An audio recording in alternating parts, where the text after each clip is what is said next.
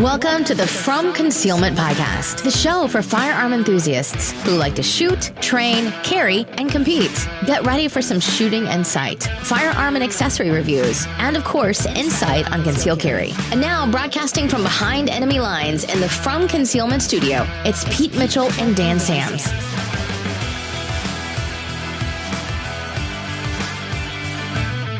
Hey, Freedom Nation, this is Pete Mitchell. And I'm Dan Sams. Is there a delay or were you just pausing there? I think I must be a delay because I said it right on time. Oh, wow. Yeah, there is a little bit of a delay. It's like a little 3-4 second delay. What in the world? I just had my internet fixed too. I'm gonna blame right. Those Spectrum. hamsters up there in Ohio, they running. Seriously, it's the Spectrum hamsters. They're going to have to upgrade to like 4 hamsters instead of 1 to run their generator because they're just not fast enough. I got a whole actually. See, it's the delay, man. It's the delay. Some people got 4 CPUs. You guys got 4 hamsters. Yeah, that's all I'm saying. Well, you know what happened? I call them because I'm like, what the heck's going on with my internet? My internet's not been working well. And they're like, oh, well, sir, it looks like there's, 2 different Wi-Fi signals. And I'm like, what are you talking about? They're like, well, you pay for $5 a month for Wi-Fi from your modem. And then it looks like you have another Wi-Fi. I'm like, I bought a Wi-Fi router because you all told me I needed a new one. Now you're charging me because my modem gives me Wi-Fi anyway. And they're like, well, yes. And turned out they just started doing that. Screwed up my internet completely because the way they say the Wi-Fi is interfering. I don't know, whatever. They just started charging me $5 for something I didn't need. And then messed up my internet in the process. Now they say it's fixed, but apparently it's not because it's. Doesn't that whole Wi-Fi is interfering seem like a total made up thing? Because have you ever been to Starbucks and then you look at the Wi-Fi list and there's like 15 to 20 different Wi-Fis right there? Yeah. I thought the same thing. I was pretty sure they were making that up. I was pretty sure they were making that up. Because the reality is my internet's still crappy today. And so, yeah. Oh, and they were like, oh, and we boost your speed up to like 200, megabytes per second. And I'm like, yeah, whatever. I don't think you did jack. So. Well, not only that, but I'm telling you, man, once you reach like almost 20, 25, nothing after that matters. Like, it doesn't matter. Like if it works. 100, so what? It doesn't matter. It's not like, it's going to download any faster because you've kind of maxed out what your computer is capable of receiving. So it's stupid. I mean, maybe a little bit something like, if you're streaming 4K on your Apple TV, but like I've never probably even that doesn't matter that much. So, yeah, I don't know. I think you start to get too clear, and I don't like TVs that are like exceptionally clear. So I'm not like a fan of the 4K deal. Yeah. It's just, I like to look at it for like 30 seconds in the store and be like, wow, they're pouring water in slow motion. And then I'm like, I don't want to watch a show with this, like, all I know is there have been whole actors and actresses that are like hating 4K because they used to look good in the little 1080p. And now it's like, oh, yeah. Well, the other thing is the refresh rate. This has nothing to do with guns. I'm sorry. But we were watching old Friends DVDs, my wife and I, and we got a TV that had like double the refresh rate or whatever it was. And it looked different based on the refresh rate.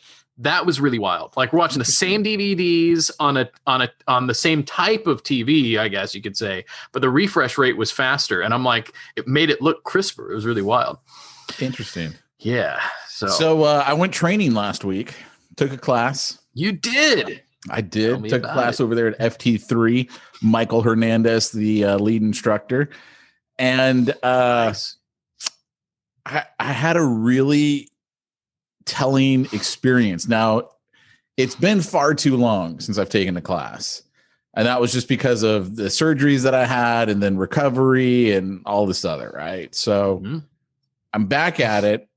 and I take the Glock 48 since I'm trying to get that added to my conceal permit here in California because, like we've talked about, we have to list it by serial number in order to carry it. And it used to take literally a day to add a gun. Like you just send in the paperwork. Next day you get a text, hey, come in and pick up your permit. It's updated. And it's been over a month now, and I've heard nothing back. That's how backed up they are. Oh, man. So the other reason, too, that I wanted it and another gun added to my permit is,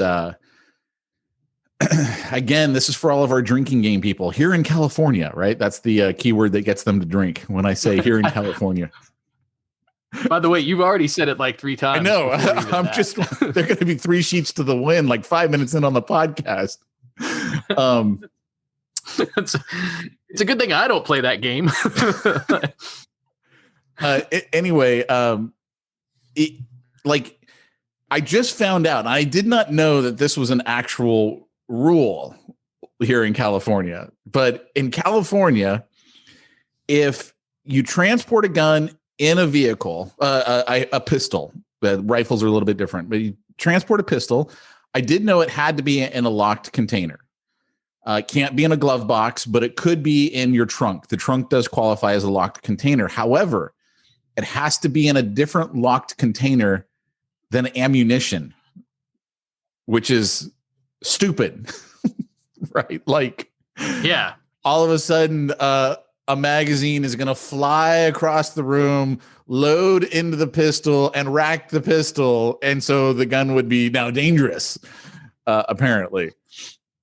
Okay. So the difference is if you've got it on your permit as a concealed carry weapon, then none of those traveling rules apply to you.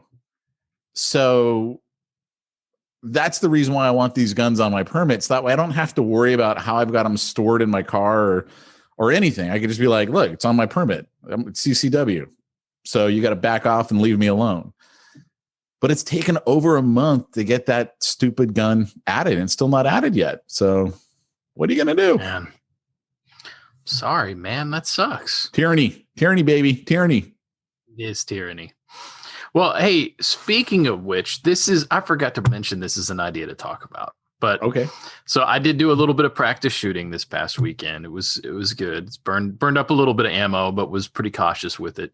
But I have a pastor friend who used to be, he needs a code name, but he used to be a special forces operator. He's legit. This dude is the real deal. Like, he's the guy that the rest of us wish we could be like. And I did, in conversation with him, I was telling him, I'm like, well, I just have some Condor gear and some whatever. And he's like, listen, man.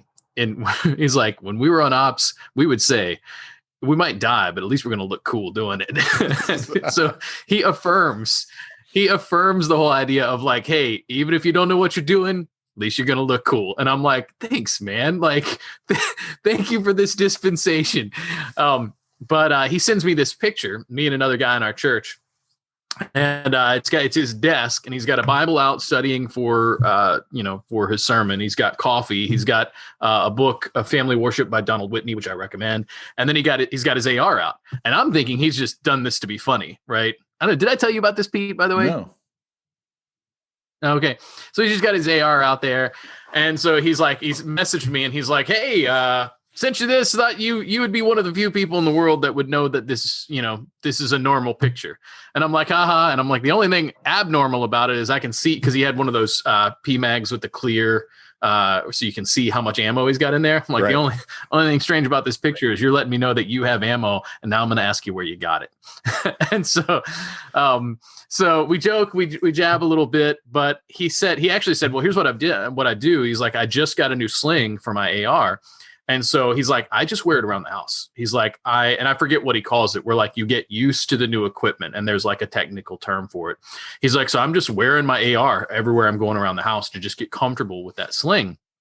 And I'm like, man, that's a really good idea. I should probably be doing that. And then I immediately think, I have an 18-inch barrel in my AR. There's no way I can go about my daily life carrying around an AR. And it hit me, I need a shorter barrel AR. Like, you need an AR pistol right now. I need an AR. Well, that's exactly. So I go to, I need an SBR to, no, I don't. I need an AR pistol.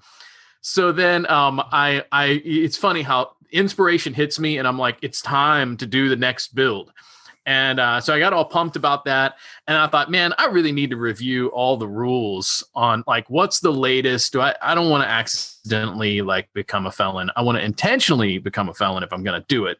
So I want to know what laws I'm going to break if I'm going to break them hypothetically in Minecraft. So I'm watching all these videos on like the law and like how the ATF ruling goes, and it makes me mad again. Like it just infuriates me that you can accidentally become a felon. And I was just so angry. And then I'm like, and then I calmed down and I decided, nope, it's time for this build. So there's more to the story because here I've been inspired by another pastor and I need to get this thing. So I'm going out with my wife for the weekend because it was my birthday weekend, and she ends up buying some clothes. And I'm like, oh, so tell me a little bit about your clothes. She's like, I don't want to tell you because I don't want to tell you how much I spent. And I'm like, baby, it's no problem. Like, you buy all the clothes you want. Just let me know how much you spend. So then I will put that towards my guns. And she looks at me. She's like, you're a grown man. You can buy a gun anytime you want. She's like, you're making good money. Buy a gun. I mean, and so I want to just give you guys some advice out there. That's how you get your wife. Like, my wife is now angry that I haven't bought another gun. I mean, she's a little annoyed that I haven't just gone out and bought it. So then we go to the gun store and we start looking at parts for a build. And it looks like next month I'm going to start the next build.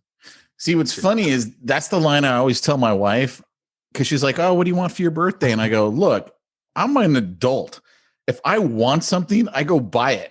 So there's not like, oh, I got to wait till my birthday to get this. So the problem that I've made in the past is I got to be careful how I tell this story for the California Department of Justice that's listening. Let's just say, yes, I was buying some parts, and I had the family with me. I believe I was at a gun store that everyone would know by name. It's definitely a gun and hunting store. And I bought maybe $450 of parts. And my wife is with me. And she's like, how much did all that cost? I'm like, $400. She's like, I'm going and buying that purse tomorrow. So now I've learned, okay, maybe don't take the family with you because it's going to end up in more purses in the house. And see, to me, purses have no value. She has no resale value on those purses. She'll buy like these $300-$400 purses, and then she's like, "Oh, I'm going to sell it on eBay." I'm like, "Oh yeah, how much are you going to get for it? $20." I'm like, "What?" Yeah. So here's what's funny. In the same conversation with the guns, I kid you not, my wife was talking about purses, and she's like, "I don't understand this thing about bags." She's like, "People spend all these money on bags. You hardly ever use them." Like, so she's down on the purses, and I'm like, you're awesome. So yeah, long and short of this is that this is how we got it. Like, if your wife is more like Pete's wife, you're going to have to plan a purse budget while you're also buying guns. And then you're going to have to buy guns when she's not looking. She doesn't care how much you spend. She needs to not see it. Right. Otherwise you're going to have to up the purse budget. So for me, the game works differently. My wife, she's feeling bad that she's buying these things. And so she's now wanting me to spend more money so that she feels better about her purchasing decisions. It's all about what kind of thinking the wife does. However her mind works, you got to go with that, whatever you need to do to get more guns. Yeah. That's Leroy's advice for the day. So, hey, anyway, I was gonna share with you my training that I went to last week. I'm shooting my Glock 48 because I'm thinking, hey, I want to get ready for when this is on my CCW, because I'm thinking this is probably going to be my primary carry weapon. And I'm not kidding, man. I am like not shooting well. Like I'm not shooting well. I'm definitely off to the left. And so then I decide, because it's not on my permit, so I have to still carry one of my carry guns with me. So I had my Glock 19 with the RMR on it. And I don't have an RMR. It's iron sights on the 48. And I go to use the Glock 19 and I'm back on. I mean, I'm literally like just, I'm dead center. And I'm like, okay. So one of the things that I noticed is when I'm shooting the 48, it could be because it's a thinner handle, whatever, but I am squeezing bad. Like my trigger pull is awful. Like it is not as good as it is when I got the Glock 19 in my hand. So it's a combination of when you're used to training on the red dot, obviously everything lines up differently than when you're back on irons. But the other thing too is, man, that trigger pull is so important on a pistol. And it just showed me I got to spend a lot more time practicing my trigger pull, especially on a thinner handle gun than on the Glock 19. But at the same time, I'm sitting there going, maybe I shouldn't be carrying the Glock 48. Maybe I should just stick with the Glock 19.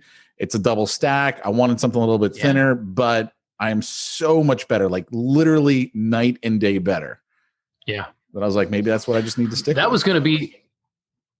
That's the next thing I think of. I think that grip width makes a big difference because it changes how you're holding it. It changes where your finger goes naturally, which changes which direction you pull.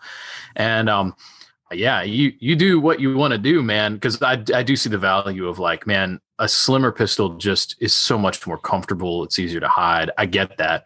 But I mean, I would have the opposite thing because I can shoot my Walther or I can shoot like a Glock 48 or even a Glock 43 and I'm on a whole lot better. You put a 19 in my hand and I feel like I'm holding a brick. And I'm used to shooting those slimmer and what happens is my finger's not in the right place. My grip's not going where I need it to do because it's just different. I'm so conditioned to the thinner frame or thinner grips. So man, and there's definitely pros to practicing on different firearms because you can't be guaranteed that the gun you're going to be fighting with is going to be your own, right? I mean, in a real life situation, you can't guarantee it's going to be your gun you're fighting with. So it's good to be well versed on all the different firearms, 1911s, your Berettas, your double actions, your single actions, your revolvers, all of that. So, I mean, there's definitely pros to that, but one of those things I noticed, man. Yeah. By the way, did you see what Cowboy put in the feed? I'm the bad guy in the marriage. No, I'm not watching the feed. But all mine are tactical bags. What did My he say? wife carried breastfeeding supplies and a tactical range bag yesterday. How awesome is that? Yes. Way to go, Cowboy. That's what I'm talking about. I remember when when his wife got pregnant and it seemed like that day he goes out and buys a tactical baby carrier. And I'm so proud of him for that. I just think it's awesome. What's a tactical baby carrier? It's essentially a baby carrier that has molly webbing, but then the other thing is like you can do like a pouch that has like for the wipes to come out. So like you've got kit where you could just like reach and grab whatever you want. Bottle goes in, like it actually does make it easier to grab things. Like they're accessible. And also it looks manly, and that's the real reason. That's funny, man. That's funny. Yeah. So, sorry, Cowboy. He's upset that I didn't know what a tactical baby carrier was, but hey, I'm out of that phase. Yes, I'm watching. I'm out of the phase. He's like, what, Pete? I don't have babies anymore. I'm done. I'm done with that. Well, I told him, I'm like, I'm disappointed that they didn't have that. At least I didn't know about it when my kids were little. So, might just have to get my wife pregnant again, so I can get myself a tactical baby. You just turned 40, right? I did. Yeah. Welcome to the club, buddy. No, now's not the time to be having a baby.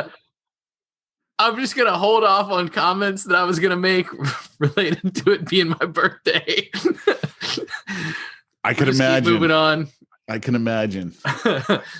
So speaking though of, you were going to say something else about training. No, or you? I was just going to say, you know what? I had to reach out to the guys who I bought the plate carrier and the plates, the bulletproof setup that I bought.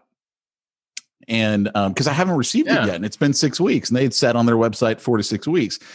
And see, I'm such a marketing guy that it pisses me off when I get bad customer service. It's like, dude, if something's wrong, you need to tell me what's up. Let me know what's going on. And so I reached out to them, and they're like, oh yeah, it's the plates we're waiting on. The plates are going to be here in another 2 weeks. We could ship everything in 2 packages if you'd like, or wait 2 more weeks and get the whole thing. I'm like, dude, just freaking tell me, man. Why just communicate with your customer? You tell them one thing, they expect one thing, and then when it doesn't happen, we got to reach out to you. I hate that. Yeah. It's actually the reason I will not buy ever from 80% Arms. Man, I bought their GS9, right? And like 8 months later, never heard anything from them. You have to like go to their website to see, we got a new batch in, and and it's like, dude, forget it. You're not communicating with your clients. You've shot yourself. You've shot yourself in the foot. Well, then don't even talk about Optics Planet, man. But the thing that I've said about Optics Planet, at least they don't charge you until they ship. Yeah, and I've got respect. Which is technically legal. That's the legal way to do it. Yeah, but it's funny because I'm like, I've got my Walker's electronic hearing protection that my wife ordered me. I don't know. I mean, and it was months and months and months. And I'm like, I can just go and get a pair. Like she was just, ordering them so she could order them online. And I'm like, I could just, and there was something else she was getting and she was trying to get the shipping or whatever. But I'm like, man, I could have just bought these. And so we ended up canceling the order because I'm like, I need my hearing protection now. Right. Oh, Optics Planet. Yeah.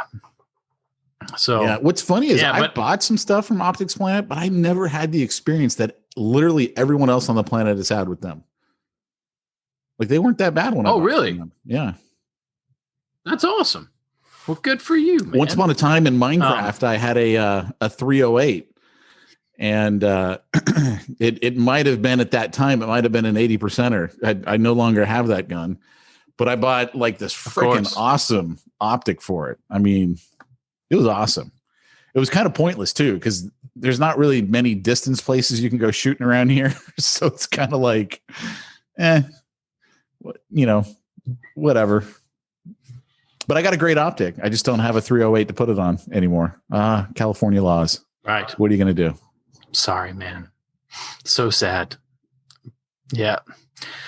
Oh man, that, by the way, it makes me want to get a 308. I've got too many builds I got to do now, and I'm inspired.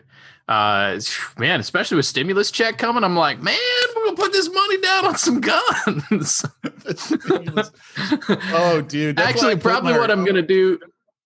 If you guys haven't joined our Telegram group, Telegraph. I can never keep those two straight. Telegram. Yeah. You got to join it. You know what? Let's keep it ambiguous. That way, when the cops are like, is this you? And we'll be like, no, man, we're on the other one.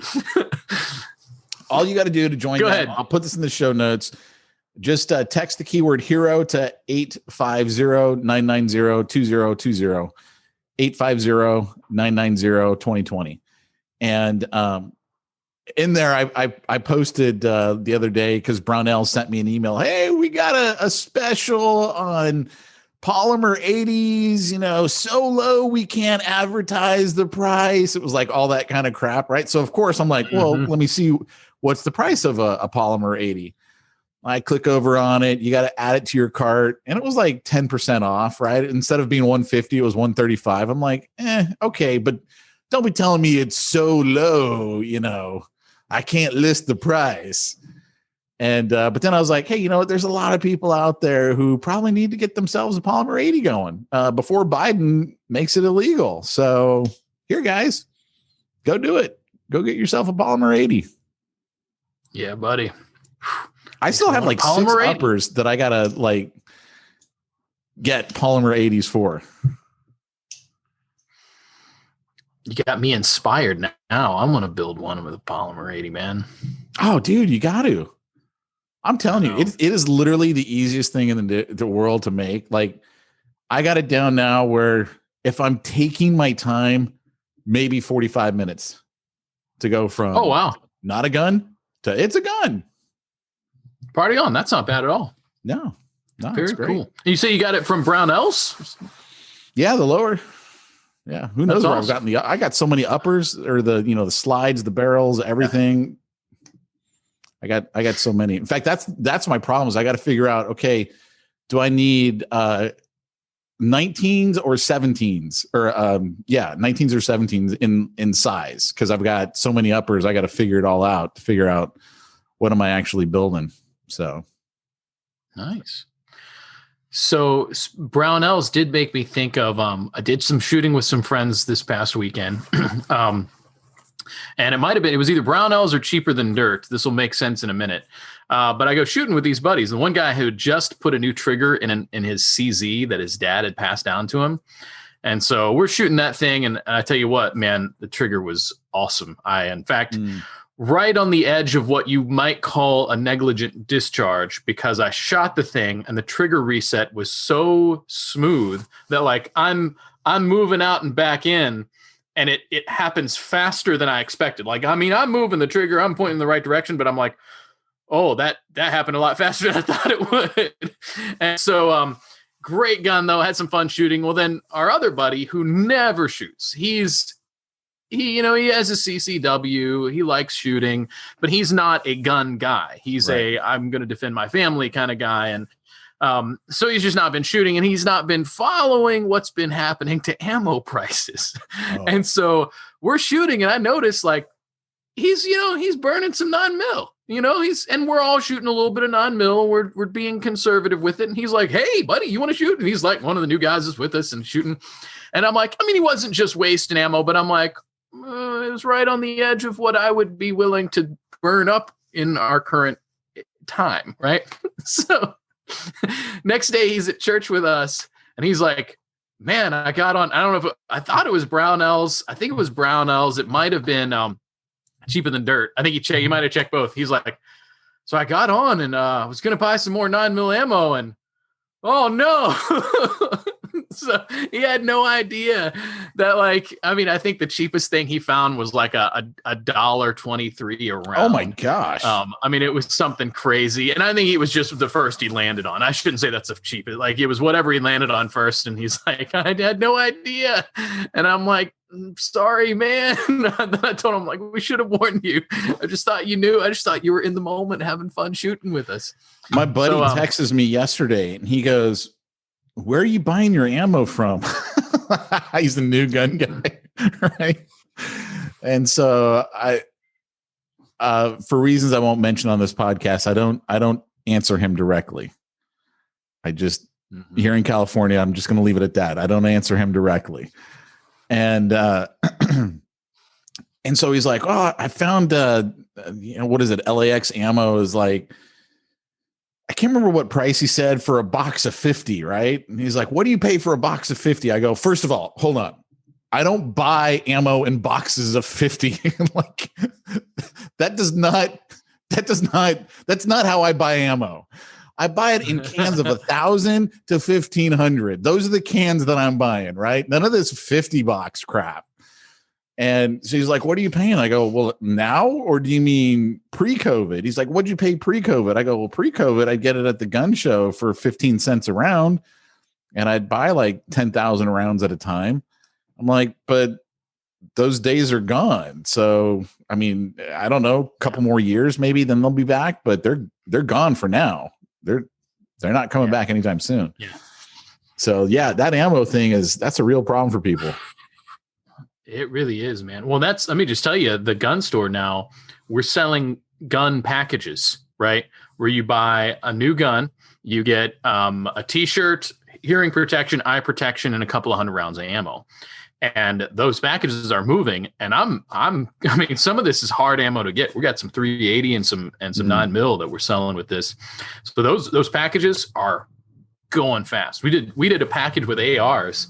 I think we had 5 different packages. It was just the Smith & Wesson M&P 15, which is a good gun. It's just mil spec. It's nothing fancy, but it's a solid gun. And with like 3 hex mags, and I forget, I don't know, I think it might have only been like 100 or 200 rounds of 5.56 ammo gone. All of those were gone by like noon the day we ran it. And we opened the store at 10. So we, everybody wants ammo right now, man. Everybody wants ammo. Yeah. Just the way it goes. So yeah, now is a good time. I was talking to somebody. Now is not a bad time to be thinking about investing in maybe a 5.7 or a 10 millimeter. There's still some 10 millimeter is not my favorite round, for a whole lot of reasons. But I tell you what, it's a lot of places you can still find it. And so if you're gonna get into that, not a bad time to get yourself a 10 mil and have some fun with a unique round that you can actually find ammo for right now.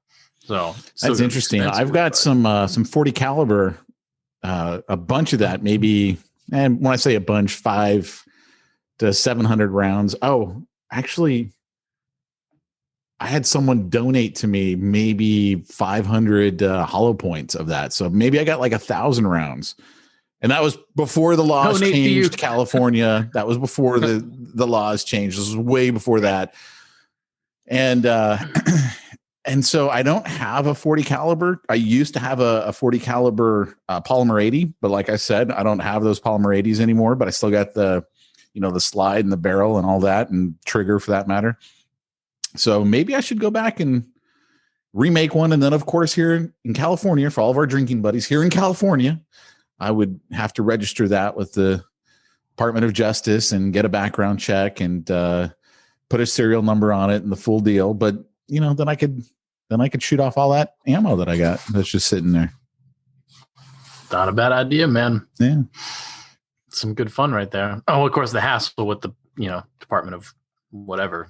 The reason why I destroyed all those polymer 80s is because it just pisses me off. Like, why do I have to all of a sudden register this with you? It was legal for me to build it. It's legal for me to own it. But now all of a sudden it's not. And the thing is, there are videos on the internet. You could see it where, so what guys did is they built out an AR pistol, right? Which is a home build. And then they registered it with the Department of Justice, and the Department of Justice sent cops to go confiscate it.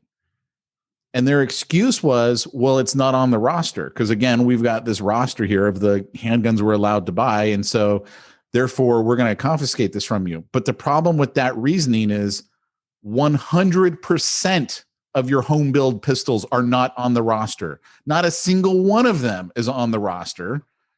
So you can't say, I'm going to take away your AR pistol, but I'm not going to take away your polymer 80 using the roster crap. And I just was like, look, I don't even want to get it on their radar this way. I'm already on their radar because of all the guns that I've got, but I'm not.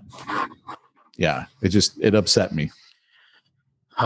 Speaking of on the radar and things that upset us, I was watching one of these videos trying to explain the ATF laws, and it was a gun guy, like one of the guys that does training or whatever. I'm not going to say who it was because I don't want to disparage the guy, but he makes the comment. He's like, hey, don't get mad at these ATF guys. They don't make the rules. They just enforce them. They're not our enemy. And I'm like, what the crap is wrong with you, man? Yes, they're our enemy. I'm like, first of all, they do make the rules. They actually interpret, they make up their own rules that they enforce that have nothing to do with the law. And like, I'm like, who gets that job? Like, why would you ever do that? Like, I don't go around thinking like, you know what I'd like to do? I'd like to get a job taking away weapons from law-abiding citizens. Like, the guy who wants that job is not a good guy. Maybe he joined because he wanted to stop the alcohol. Or the tobacco. Maybe that's what he was really after. It was the alcohol or the tobacco. I mean, maybe the explosives, but not the firearms. He was like, no, firearms are protected. That's right. Oh, so anyway, yeah. I mean, I'm going to be nice to the guys if I run into them because I don't want to have, violence, at my house. But like, man, like, let's not look at these guys as good guys who are just doing their jobs. If they were good guys, they would not be doing that job. And so I would say this, if I lived in Arizona, I really think I would start a gun store that only sold alcohol, tobacco, and firearms. Yeah. I think that would be like the greatest gun store ever. Yes. Oh man, it would be awesome. Oh, can you imagine how fun? And here's what I would do. I would have like a little bar area where people could come and hang out, like a smoking room that you could, after you get done shooting, you could like hang out, talk, razz your buddies on how bad their shooting was that day. Well, what's funny is there's a wonderful store. There's a new club that's opening up in Huntington Beach, which is real near my house. That it's a club, and so it's a shooting club and a bar. So it's like called Handguns and Hot Rods, or Hot Rods and Handguns, something like that. And so it's all about cars and guns, and it's got a range you can shoot there, and a bar so you can drink. And I'm thinking, this is okay. You better like make sure people shoot first, then they drink. Yeah. Because you're going to get into all kinds of trouble. Like, I'm looking at this thing going, this place is going to get shut down really quick. Well, I can speak to that a little bit because speaking kind of vague, but we are the boys at LE Arms are getting real close to doing something new and special. And let's just say what we're describing here is not too far off from some things that they might have up their sleeve. And we've been talking about how to handle that problem. One of them is that you can, your membership card, because a lot of, at least what we're talking about doing, is you have a membership card. You get in, you can go shooting. As soon as you swipe in to go into the area with alcohol, you're locked out from shooting that day. Oh, nice. You cannot get into the range. And so we're working on that. But there's ways to protect against that a little bit. The other cool thing is if you can make, the bar have a viewing area over into the shooting, so you can watch everybody else suck at shooting, or be good. Last things, because I have to jump off early today. I'm in a class that's going to be starting up in about 5 minutes, but I wanted to make. By the way, did you see what Cowboy just said? Unless you had something else. He said, I had a buddy who wanted to be a park ranger because he said, I want to catch people without a fishing or hunting license. What a jerk. What a jerk that guy was. Yep. That's what's wrong with, and by the way, anybody who wants that kind of job, I'm like, what's wrong with you? Like, you seriously, like, I would stop that for like, what are you doing with your life? Like, you're making bad life decisions if that's what you want to do. Like, imagine what IRS agents, like, who's going to accounting school and like, I want to grow up and be an IRS agent. Well, what's funny is the IRS specifically hires a lot of people with low self-esteem, and part of the reasoning for that is when you take someone with low self-esteem and you give them power, they are incredibly loyal to you, like incredibly loyal. Because you can imagine, let's say an IRS agent is auditing some big multi-billion-dollar company, and they just go, look, we'll put $1 million over here in this offshore account. It's yours. You just pass through the audit. Like, it'd be so easy to buy off agents.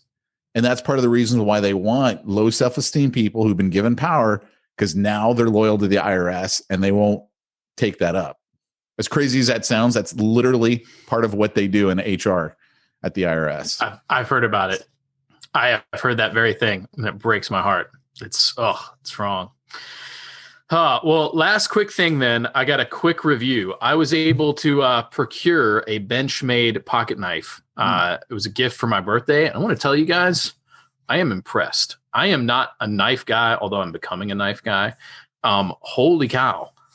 This is an awesome gun. It's got an ambidextrous gun. It's a knife. Ambidextrous lock. Never runs out of ammo. Hey, it never runs out of ammo. But it's Benchmade, and I have mixed feelings sometimes about some of their comments that they've made, but they make amazing knives. And I just want to say, I'm recommending this. This is a great knife. I'm even down at like the microscopic level. The blade has serration in it, so even as it dulls, the nature of the type of what do you call it? The type of metal that it is actually has serration. So even as it dulls, there's a coarseness to it that will cut. Great knife. Wow. So little side note, really liking it. I'm hooked on this knife. So anything else, Pete, before we say sayonara to everybody? Go ahead and give LE Arms their plug.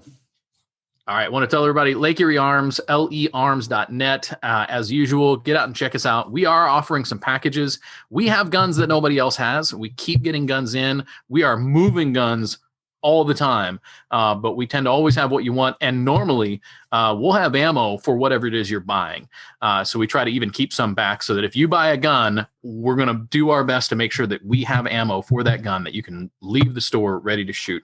Also recommend our classes, and we're looking to have a little bit more exciting stuff happening soon. I've got big things on the horizon I can't talk about in detail, but I just want you guys to know special things we've been talking about for a long time just might be starting to happen. So check out learms.net, and we will talk to you guys soon. Cool. All right, guys. We'll talk to you later. Take care, everybody. Bye-bye. You've been listening to the From Concealment Podcast with Pete Mitchell and Dan Sams. Be sure to tune in next week for more gun talk. Also, check out the From Concealment website for more shooting-related goodness at FromConcealment.com.